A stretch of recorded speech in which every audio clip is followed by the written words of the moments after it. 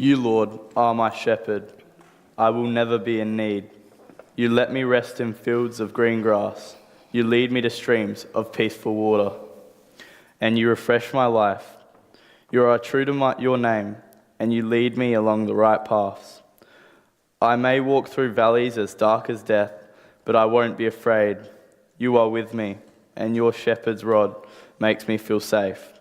You treat me to a feast while my enemies watch. You honor me as your guest. You fill my cup until it overflows. Your kindness and love will always be with me, each day of my life, and I will live forever in your house, Lord. A reading from John chapter 10, verses 11 to 18. I am the good shepherd, and the good shepherd gives up his life for his sheep. Hired workers are not like the shepherd. They don't own the sheep, and when they see a wolf coming, they run off and leave the sheep. Then the wolf attacks, the flock scatters. Hired workers run away because they don't care about the sheep. I am the good shepherd. I know my sheep, and they know me. Just as the Father knows me, I know the Father, and I give up my life for the sheep. I have other sheep. They are not in the sheep pen. I must bring them together too. When they hear my voice, then there will be one flock of sheep and one shepherd. The Father loves me because I give up my life, so that I may receive it back again. No one takes my life from me. I give it up willingly. I have the power to give up and the power to receive it back again, just as my Father commanded me to do. Amen. Oh, disaster struck. It really did. We were beside ourselves. The phone line was down. We were incommunicado. But our worthy office did not panic. On the wall in the office it says, "Keep calm and carry on." And we did, via the mobile. Well, I was thinking about communication and how did we get on before Instagram and mobile phones and smoke signals, I suppose. We told stories. We told stories to communicate the meaning of our lives. And one such story that is so familiar with us that it's worth repeating, and that's the story of Moses. Now, you know, Moses was found in a little reed basket on the Nile by the princess. And she did something which was quite surreptitious, I suppose. She took that little baby home to the palace and adopted him. Moses grew up in an Egyptian palace. All was fine until he grew up to be a young man, and he noticed one day that a taskmaster was savagely beating one of the Hebrew slaves. And in that moment, he sort of identified with what was going on. And in a moment of anger, he slew that taskmaster. Well, of course, he's now a murderer and he's on the run. And he finishes up in the desert and is taken in by a group of shepherds. And the shepherd, whose name was Jethro, happened to have a daughter called Zipporah, and she was not a bad looker, so he finished up marrying Zipporah. So far, so good. That's the story that's told, but the rabbis added their own midrash. Moses was looking after the sheep, and one of the little lambs wandered off. So Moses followed the little lamb to see where it was going and noticed that it got to a shady spot where there was water and was drinking. And Moses went up and knelt down and said to the little lamb, "I didn't know you were thirsty, and you must be tired." So he picked up the lamb on his shoulders and brought it back safely to the flock. And then God said to Moses, because you have shown compassion to one poor little lamb, you will be my leader to be a shepherd to my flock Israel. It's a made-up story. It's midrash. But it's a powerful story.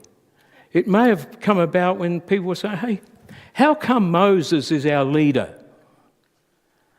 Because he showed chesed, the Hebrew word for compassion, compassionate love, love. That's what Moses was showing in his leadership. Oh, let me tell you about another shepherd. Well, his name happens to be Thomas. Thomas was a character in a BBC production, a 4-part series, dramatic production of The Nativity. And Thomas was a shepherd. Now, Thomas was poor. He had a wife and a baby. But he'd been maltreated, mistreated by the Romans and was angry and threatened to do some very bad mischief, but stopped in time. And he had an expectation of what the Messiah would be like. The Messiah would come and rescue them and put to rights all the injustice that was happening where he lived. And then the bailiffs came. The bailiffs came because he had not paid the Roman taxes. And he hadn't paid the Roman taxes because his wife was very ill. And he needed that money to buy medicine. So the bailiffs took most of his flock.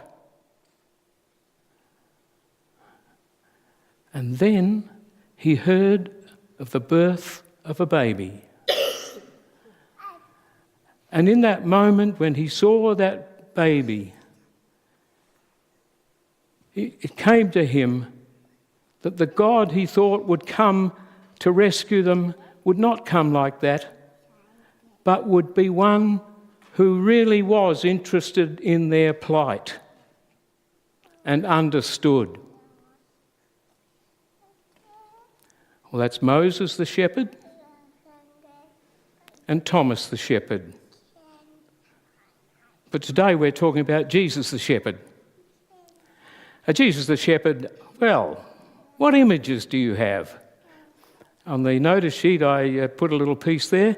Of course it's all been very much tissied up, so that's lovely. Probably Jesus got blue eyes, white Anglo-Saxon Protestant, cute little lamb that he's nursing. Very, very much not the real shepherd. In Palestine, in Israel, the shepherd was poor. The shepherd was the lowliest of the low, came from the lowest socio-economic group. It was tough, it was rough. More like, I suppose, the Australian scene, where it's tough out on the land. This Jesus is a tough Jesus. This Jesus is a subversive Jesus.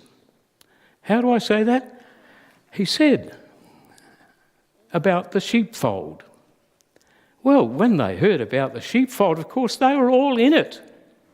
They were all part of the great promises of Abraham. They were part of the great tribe of God's people, the promised ones, it was wonderful. And then Jesus said, there are other sheep, not of this fold. I must bring them also. What? Other sheep? Not of this fold? We're the ones. We're the ones.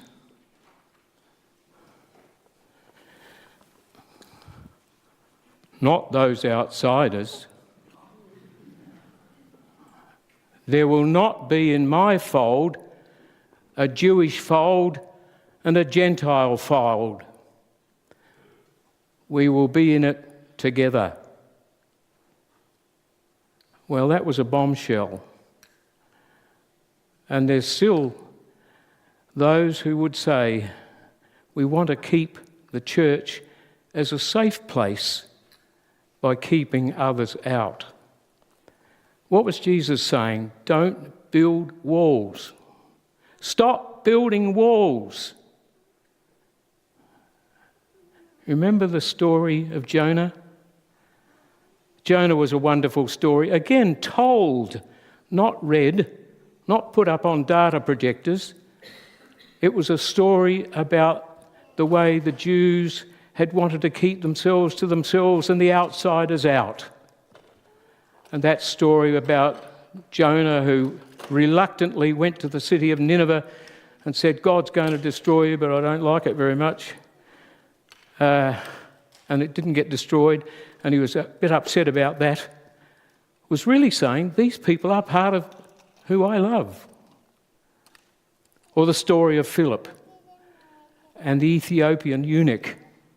Philip, happily going along in his chariot, saw the Ethiopian eunuch, who of course was very devout, but he wasn't allowed to go to the synagogue or to the temple because he was a eunuch. The rule said you cannot be a father, therefore you cannot be part of the kingdom of God. And Philip baptised him. He was in the fold. Well, what's the message for today?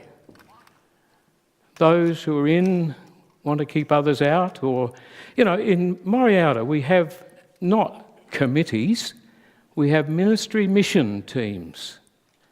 And the mission is to be welcoming and to break down the walls, open up the barriers and show chesed.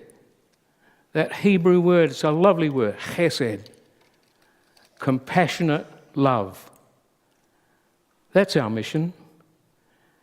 And we're to be like Jesus, the Good Shepherd, who opened the doors to those who weren't in the fold. Amen.